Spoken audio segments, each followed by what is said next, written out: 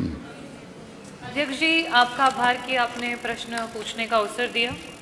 हालांकि मंत्री जी अब लगता है आगे प्रश्नों के जो उत्तर हैं वो देना नहीं चाहते हैं, इसीलिए विभाग को बेचने की पूरी तैयारी करके बैठे हुए हैं।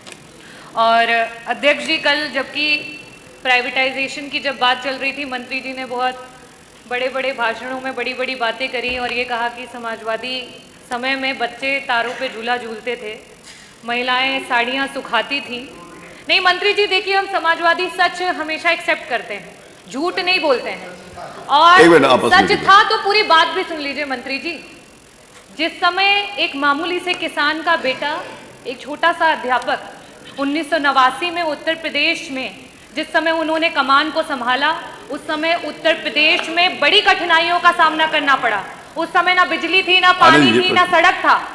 उस माहौल में, उस माहौल से लेकर के जब आप लोग 2017 में आपने सरकार बनाई है, समाजवादियों ने आपको 17,000 मेगावाट का उत्पादन करके आपको यहाँ पे पहुंचाया।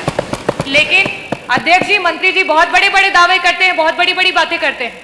आपकी सरकार ने उस 17,000 मेगावाट को डबल तक करके नहीं कर पाए।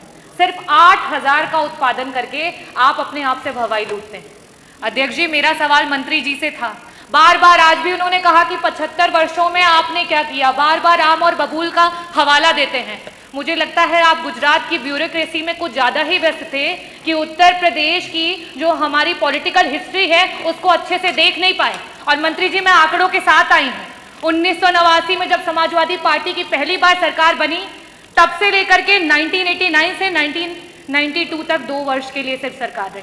उसके बाद 93 से लेकर के 95, फिर 2003 से लेकर के 2007 और पहली बार पूरी पंचवर्षीय की जो सरकार रही, जिसमें माननीय श्री अखिलेश यादव जी बतौर मुख्यमंत्री जिन्होंने कार्य किया, अपने विजनरी विजन को लेकर के, लीडरशिप को लेकर के पूरे उत्तर प्रदेश को जिस तरीके से उत्पादन बढ़ा करके और बिजली की व्यवस्था को अच्छा किया, वो आज आप उसी की देन है कि यहाँ पे कुछ काम कर पा रहे हैं। और आप क्या कर रहे हैं? आप बिजली विभाग को बेच रहे हैं। मेरा बहुत ही सिंपल सा प्रश्न था आपसे कि जो ट्रांसफार्मर आए दिन क्षतिग्रस्त हो रहे हैं, आप लगा रहे हैं और अगले पल वो ट्रांसफार्मर खत्म हो जा रहे हैं, उनके लिए आपने क्या किया?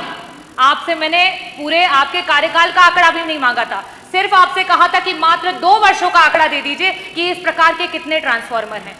और बड़े खेद के साथ बताऊंगी कि उस आंकड़े में सिर्फ उत्तर आया 1%। क्या मानूं इस 1% को? हजारों में मानूं, लाखों में मानूं या करोड़ों में मानूं?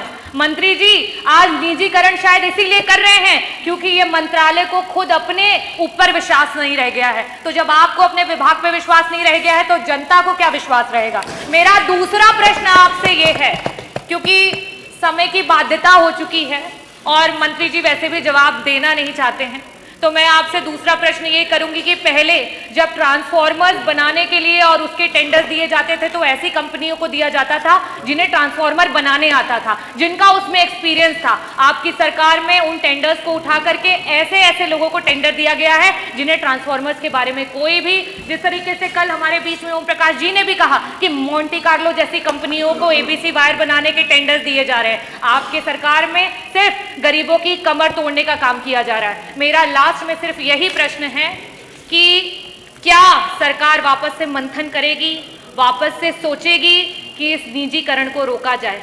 किस तरीके से निजीकरण को रोक करके अपने आप को मौका दीजिए, अपनी सरकार को एक बार मौका दीजिए, क्योंकि जनता वादा खिलाफी करती नहीं है और अगर आप करोगे तो जनता फिर आपको छोड़ेगी भी नहीं।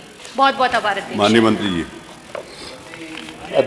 माननीय अध्यक्ष, नहीं आपका नहीं, मुझे ये समझ, एक मिनट पंकज, मुझे ये समझ में नहीं आ रहा। दो माननीय सदस्यों का उनका भी प्रश्न आया तो एक साथ उत्तर दीजिए।